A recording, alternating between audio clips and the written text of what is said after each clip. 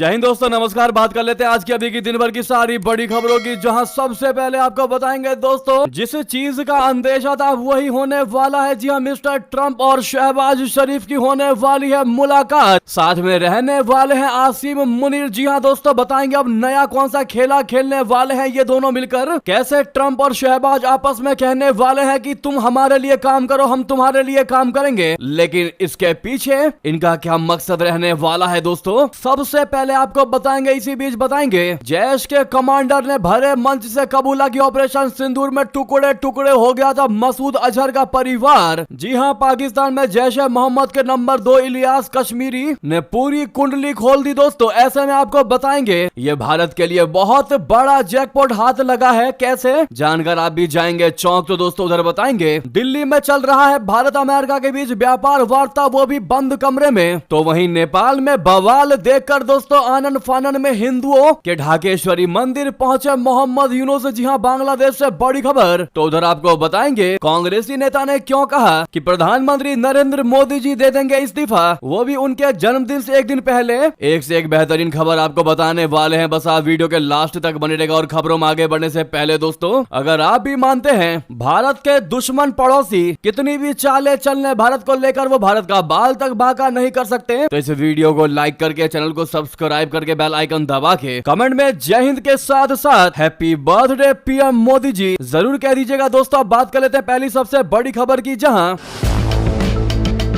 America के राष्ट्रपति Donald Trump से पाकिस्तानी प्रधानमंत्री शहबाज शरीफ की जल्द होगी मुलाकात। ये मुलाकात न्यूयॉर्क में संयुक्त राष्ट्र महासभा सत्र के दौरान हो सकती है। जी हां दोस्तों, पाकिस्तानी प्रधानमंत्री 26 सितंबर को यूएनजीए में अपना भाषण देंगे। इसके बाद दोनों की अलग से मुलाकात की संभावनाएं हैं। इस दौरान आसिम मुनीर भी मौजूद रह सकते हैं। जियो न्यूज ने सूत्रों के हवाले से बड़ी जानकारी देते हुए बताया है कि मुनीर को फील्ड मार्शल का पद दिए जाने के बाद से वो द्विपक्षीय वार्ताओं में सक्रिय रूप से शरीफ के साथ रहे हैं। मुनीर को यह पद ऑपरेशन सिंदूर के बाद दिया गया। इस दौरान पाकिस्तान के अंदर बहावलपुर और मुरीदके में भारतीय सेना ने आतंकी ठिकानों को ध्वस्त कर दिया था। इससे कुछ महीने पहले ही मुनीर अमेरिका पहुंचे थे और ट्रंप द्वारा आयोजित डिनर में भी शामिल हुए थे। इसके बाद डोनाल्ड ट्रंप ने कहा था कि मुनीर से मिलकर उन्हें सम्मानित महसूस हुआ और दोनों के बीच ईरान इजराइल संघर्ष से उत्पन्न स्थिति पर बातचीत हुई। दोस्तों अटकलें यह भी लगाई जा रही है कि अमेरिका ईरान पर हमला करने के लिए पाकिस्तानी सैन्य ठिकानों के इस्तेमाल करने पर विचार कर रहा है। जब ट्रंप और मुनीर की बैठक हुई थी तब विदेश मंत्री मार्को रूबियो और मध्य पूर्व के लिए अमेरिका के विशेष प्रतिनिधि स्टीव विटकॉफ भी मौजूद थे। जनरल मुनीर के साथ पाकिस्तान के राष्ट्रीय सुरक्षा सलाहकार और खुफिया एजेंसी आईएसआई के प्रमुख लेफ्टिनेंट जनरल आसिम मलिक भी मौजूद थे। आपको बता दें जैसे अमेरिका चीन की हर रणनीति को फेल करने के लिए भारत के साथ संबंध रखता है, बेहतरीन संबंध बनाने की कोशिश करता है ताकि वो चीन को जवाब दे सके भारत की जमीन का इस्तेमाल करके। ठीक उसी तरह दोस्तों मिस्टर ट्रंप अब ईरान को जवाब देने के लिए, ईरान की रणनीति को फेल करने के लिए, पाकिस्तान के जमीन के इस्तेमाल करने के लिए अब पाकिस्तान के साथ रिश्ते बेहतर करने की कवायद में जुटा हुआ है। अमेरिका की पाकिस्तान के साथ ये नई बातचीत ईरान और इजराइल के युद्ध के बाद से देखा गया। साथ ही भारत पर टैरिफ लगाए जाने के बाद से रिश्ते और गहरे होते दिखाई दे रहे हैं पाकिस्तान के अमेरिका के साथ।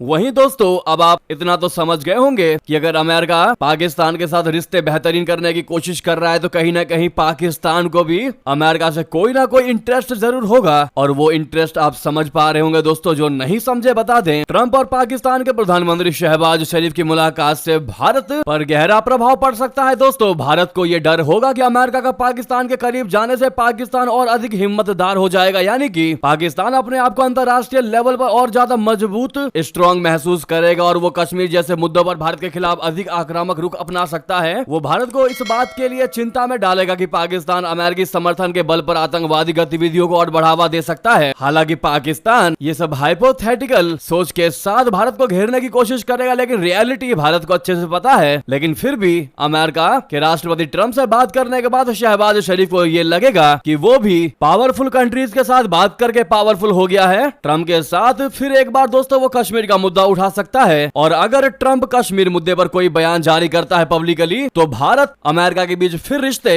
खराब होते देखे जा सकते हैं। दोस्तों, आपकी इन मुद्दों पर क्या है राय, बताना बिल्कुल मत भूलिएगा। वाकई में ट्रंप और शहबाज की ये मुलाकात देखने वाली बात रहने वाली है। दोस्तों, अगली सबसे बड़ी गंभीर खबर की बात कर लेते हैं, लेकिन उससे पहले अगर आप भी मानते हैं कि भारत ना किसी के दबाव में आज तक आया है ना दबेगा, क्योंकि ये नया भारत है, तो वीडियो को लाइक जरूर कर दीजिएगा। दोस्तों, अब बात कर लेते हैं बड़ी खबर की, जहां जैश-ए मोहम्मद के कमांडर मसूद इलियास कश्मीरी ने खुद कबूल किया कि भारत के हमले में मसूद अजहर का पूरा परिवार मारा गया। मसूद इलियास कश्मीरी के कबूलनामे ने भारत के हाथ एक ऐसा हथियार दे दिया दोस्तों, जिसे अब पाकिस्तान को एफएटीएफ के कटघरे में खड़ा करने में और मजबूती मिलेगी। जैश के कमांडर मसूद इलियास कश्मीरी ने एक कार्यक्रम में कबूल किया है कि 7 मई को बहावलपुर में भारतीय वायुसेना की सटीक स्ट्राइक ने जैश-ए-मोहम्मद मसूद अजहर के परिवार को निशाना बनाया था। इस बयान से भारत की वह खुफिया आकलन सही साबित हुई जिसमें कहा गया था कि बहावलपुर आज भी जैश का हेडक्वार्टर है, जबकि पाकिस्तान लगातार एफएटीएफ और अंतरराष्ट्रीय मंचों पर इसे झुटलाता रहता है। सोशल मीडिया पर वायरल हो रहे इस वीडियो में जैश का कमांडर मसूद इलियास कश्मीरी साफ कहता दिखाई दे रहा है कि भारतीय हमले में जैश प्रमुख मसूद अजहर का पूरा परिवार खत्म हो गया है। इसके बावजूद पाकिस्तानी आर्मी की मीडिया विंग आईएसपीआर इन हमलों को निर्दोष नागरिकों पर कार्रवाई बताने की कोशिश करती रही, लेकिन इस कबूलनामे से पाकिस्तान के डबल गेम को सामने ला दिया है। यानी कि दोस्तों, अब अपना भारत मसूद इलियास के इस बयान को अंतरराष्ट्रीय मंच और एफएटीएफ के सामने पेश कर सकता है, जिससे पाकिस्तान की पूरी पोल पट्टी खुल जाएगी सबूत के साथ। जी हां, भारत इस वीडियो के जरिए यह साबित कर सकता है कि पाकिस्तान एक तरफ दुनिया को गुमराह करता है, तो दूसरी तरफ वो अपनी जमीन का, अपने लैंड का इस्तेमाल भारत के खिलाफ आतंकी गतिविधियों को अंजाम देने के लिए करता है। इस वीडियो से पानी की तरह साफ होता है कि पाकिस्तान की जमीन पर आतंकवादी और आतंकियों के सरगना मौजूद हैं, जिन्हें पाकिस्तान का संरक्षण हासिल है। भारतीय खुफिया सूत्रों का कहना है कि अजहर के परिवार के मारे जाने के बाद जैश-ए-मोहम्मद में खलबली मची हुई है। इस पर आपका क्या कहना है दोस्तों, कमेंट करके जरूर बताइएगा। अगली खबर की बात कर लेते हैं बड़ी जानकारी की, जहां खबर यह है कि कश्मीर में फिर घुसपैठ की फिराक में पाकिस्तान के 40 आतंकवादी बर्फबारी शुरू होने का कर रहे हैं बस इंतजार। जी हां दोस्तों, बेशर्म पाकिस्तान अपनी हरकतों से बाज आता दिखाई नहीं दे रहा। मौजूदा समय पाकिस्तान की दशा दुनिया के सबसे गरीब देशों के जैसी हो गई है, लेकिन वो आज भी अपनी स्थिति को छोड़कर आगे बढ़ने के बजाय कश्मीर में घुसपैठ करने पर लगे हुए हैं। अभी पहलगाम में हुए टूरिस्टों को उनका धर्म पूछकर मारने वाले आतंकी हमले के बाद भारत ने उनके घर में घुसकर उनके आतंकी कैंपों को तबाह कर दिया, जिसका सबूत हमने आपको इससे पहले खबर में बताया। काफी मिन्नतों के बाद भारत ने सीज फायर करके अभियान बंद कर दिया, लेकिन अब एक बार फिर पाकिस्तान के आतंकी पीओके के एलओसी से जम्मू कश्मीर में घुसपैठ करने की फिराक में है। खुफिया सूत्रों से मिली जानकारी के मुताबिक 40 आतंकी घुसपैठ करने की फिराक में है। ऑपरेशन सिंदूर में पूरे तरीके से बैकफुट पर आ चुकी पाकिस्तानी सेना और आईएसआई एक बार फिर जम्मू कश्मीर में आतंकियों की घुसपैठ करवाने की फिराक में है। सूत्रों से मिली जानकारी के मुताबिक सुरक्षा बलों को इनपुट मिली है कि जम्मू कश्मीर के राजौरी, पुंछ, कपवाड़ा और बारामुल्ला एलओसी से 40 आतंकी घुसपैठ की फिराक में हैं। जानकारी के मुताबिक पाकिस्तान अधिकृत कश्मीर में 7 से 8 लॉन्च पैड एक्टिव हैं, जहां ये आतंकी घुसपैठ करने के लिए बैठे हैं। दरअसल दोस्तों, अक्टूबर से एलओसी के ज्यादातर इलाकों में बर्फ बढ़ना शुरू हो जाएगी, जिसके बाद आतंकियों के घुसपैठ के सभी रास्ते बंद हो जाएंगे। ऐसे में आतंकी उससे पहले एलओसी पार करके जम्मू कश्मीर में घुसपैठ की फिराक में हैं। ऐसे में all the best Indian army, comment में जरूर कह दीजिएगा आप लोग। वहीं अगली खबर बता दें, अमेरिकी राष्ट्रपति डोनाल्ड ट्रंप के भारत पर लगाए गए 50% टैरिफ के बाद भारत अमेरिका के बीच ट्रेड डील की बातचीत बाधित हो गई थी। इसके चलते दोनों देशों के रिश्तों में भारी तनाव आ गया। अब ट्रंप ने भारत भेजा ब्रेंडन लिंच, अपने खास वार्ताकार को, ताकि छठे दौर की बातचीत फिर से शुरू की जा सके। दोनों देश मंगलवार 16 सितंबर को नई दिल्ली में हाई लेवल मीटिंग करेंगे, जिसमें द्विपक्षीय व्यापार और फ्री ट्रेड एग्रीमेंट के मुद्दों पर चर्चा की जाएगी। ट्रंप के टैरिफ फैसले से भारत अमेरिका ट्रेड डील में खटास पास अब विशेष वार्ताकार भेजे गए, जिससे खटास मिठास में बदलने की संभावना है। भारत की ओर से मुख्य वार्ताकार राजेश अग्रवाल जी ने कहा कि अमेरिकी टीम मंगलवार को भारतीय प्रतिनिधियों से मुलाकात करेगी। उन्होंने यह भी स्पष्ट कर दिया कि यह केवल व्यापारिक चर्चा का हिस्सा है, जबकि ट्रंप के अचानक टैरिफ बढ़ाने से पहले बातचीत रोक दी गई थी। दोस्तों, अमेरिका के मुख्य व्यापार वार्ताकार ब्रैंडन लिंच द्विपक्षीय व्यापार वार्ता पर बातचीत के लिए भारत में है और मुख्य अतिथि के तौर पर मुख्य भारतीय वार्ताकार राजेश अग्रवाल के साथ बंद कमरे में उनकी बातचीत जारी है। सरकारी सूत्रों का कहना है कि आज की बातचीत से आने वाले हफ्तों में भारत अमेरिका वार्ता के छठे दौर के लिए जमीन तैयार होने की उम्मीद है। वहीं दोस्तों, अगली बड़ी खबर की बात कर लेते हैं, जहां बांग्लादेश में हिंदुओं पर संग्राम के बीच ढाकेश्वरी मंदिर पहुंचे मोहम्मद यूनुस। वो शारदीय दुर्गा पूजा महोत्सव से पहले तैयारियों का जायजा लेने पहुंचे। बांग्लादेश की अंतरिम सरकार के सलाहकार मोहम्मद यूनुस ढाका में ढाकेश्वरी मंदिर का दौरा किया। यूनुस खान ने ढाकेश्वरी मंदिर का दौरा ऐसे समय में किया है जब बांग्लादेश में हिंदुओं की सुरक्षा को लेकर चिंता लगातार बढ़ रही है। संसद को सौंपी गई सरकारी रिपोर्ट के मुताबिक पिछले साल 5 अगस्त के बाद से 23 हिंदुओं की मौत हुई, जबकि 152 मंदिरों पर हमला किया गया। वो पिछले साल भी ढाकेश्वरी मंदिर पहुंचे थे। उन्होंने यहां हिंदू समुदाय के लोगों से मुलाकात भी की थी। इस दौरान माइनॉरिटी राइट्स मूवमेंट का 5 सदस्यीय प्रतिनिधि मंडल मोहम्मद यूनुस से मिला था। बता दो कि मोहम्मद यूनुस ने ऐसे समय पर हिंदू मंदिर का दौरा किया है जब बांग्लादेश में साल भर से हिंदुओं पर हमले बढ़े हैं। मोहम्मद यूनुस ने यहां कहा कि देश को संकट की स्थिति से बाहर निकालने के लिए लोगों को बांटने के बजाय उन्हें एकजुट करना चाहिए। उन्होंने कहा कि हम ऐसा बांग्लादेश बनाना चाहते हैं जो परिवार की तरह हो और परिवार के भीतर भेदभाव और झगड़े का सवाल ही ना उठता हो। नेक्स्ट खबर की बात करें, जहां